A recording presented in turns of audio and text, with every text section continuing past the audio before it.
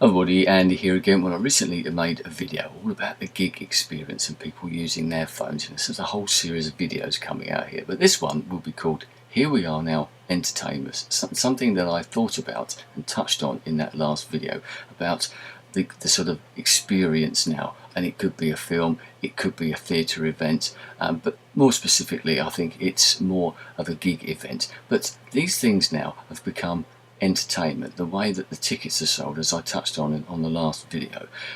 It's not easy to get tickets. I remember in the old days, yes, I'm going back a bit, where music was just music. It wasn't part of the entertainment business. Well, it probably was. It certainly wasn't thought of in that particular way. It didn't act like it either. No corporate sponsorship for gigs and all that type of thing. Bands didn't appear in adverts, etc. Well, you could go to the box office when the tickets were released for pretty big bands at the time. You could go to a 2,000-seater venue or something along those type of lines here in the UK, and I could walk up to the box office and not have a queue and just walk up and buy the tickets. Not on the day they were released even, and it was easy to go and see bands that now, if some of them are still around, you couldn't do that for love nor money. There's no way you could sign on the internet at 9 o'clock in the morning excuse me, the tickets would all be gone by about 5 past, and then you'd have to trawl through internet sites and eBay and all this type of things to try and find the tickets. The tickets cost a lot more, yes, I know, times move on, times change, etc. But has that changed the nature of the people that go to these gigs, who go to the theatre, who go to see the big movies when they come out? Because even they have special previews and all this type of thing, and it costs a little bit more, and 3D and all this. The nature of things, because it's an entertainment business, because the prevalence of entertainment, music especially, across the internet, across TV, the MTV generation, that changed everything. We all now see these things beforehand. We see the videos. There was always a bit of a mystique in the past because you couldn't really see people. You might read about them, you listen to the music, but a lot of the time you didn't really know what some of these people actually looked like, and the footage that you did see was pretty grainy, and it was only a few bands on some late night TV shows or something like that. There was a sense of excitement because you'd never seen that band perform before. Now you can just click onto YouTube or to a music channel or any other entertainment show where they have little band slots at the end, and you can see your favourite band quite often, or you can certainly see your band on YouTube. Just trawl through and someone will have one of those videos up. You get an idea of what it's like. The mystique, that little bit of excitement has gone.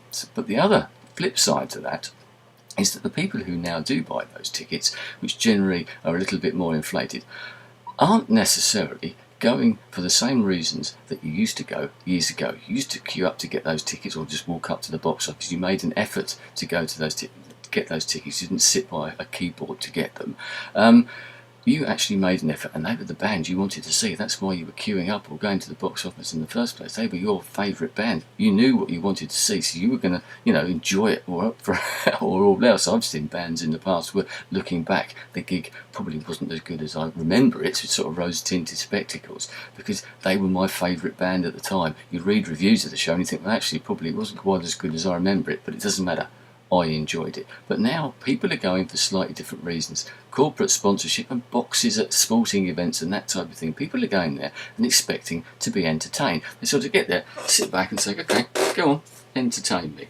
And that's a totally different attitude. It can't be much fun for the bands on the stage or the actors on the stage as well.